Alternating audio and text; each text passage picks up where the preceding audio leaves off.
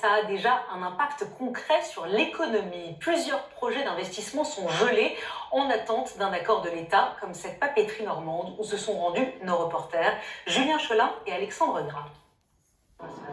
À l'approche de Chapelle d'Arblay, nous découvrons un site désert qui semble à l'abandon. Mais à la fenêtre, une silhouette apparaît.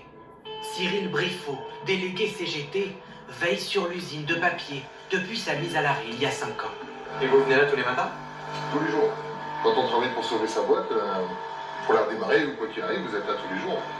Après 5 ans de bataille, Cyril Briffaut pensait voir son usine revivre cet automne.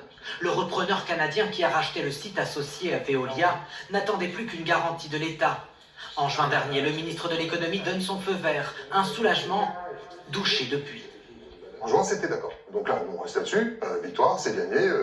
Il reste quelques pointillés à discuter. Et qu'est-ce que ça change alors, la chute du gouvernement? Ça change qu'il n'y a plus personne à qui parler. Vous pouvez taper à la porte de Bercy, vous n'avez plus personne à qui parler. Même si vous avez quelqu'un à qui parler, il n'y a plus personne qui pourra prendre la décision de le faire. Et donc il va falloir tout recommencer? Il faudra tout recommencer. Ce changement de gouvernement, ces changements de gouvernement, pour vous, c'est une explication du retard qui a été pris?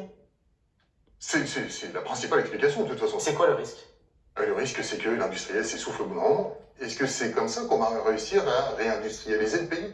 Ça fait 6 ans que la boîte elle est en grande danger. Ça fait 5 ans qu'elle est fermée. 5 ans qu'on se bat. Tout est prêt. Depuis 3 ans. J'ai envie de vous dire qu'est-ce qu'ils foutent. En décembre dernier, le repreneur du site menaçait de se retirer du projet. Nous avons tenté de le contacter sans succès.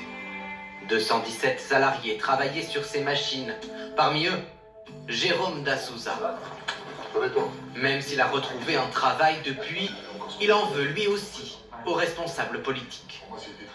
Je pense que dans l'ensemble, ils sont un peu déconnectés de nous, des gens de basse classe ou des ouvriers, on va dire.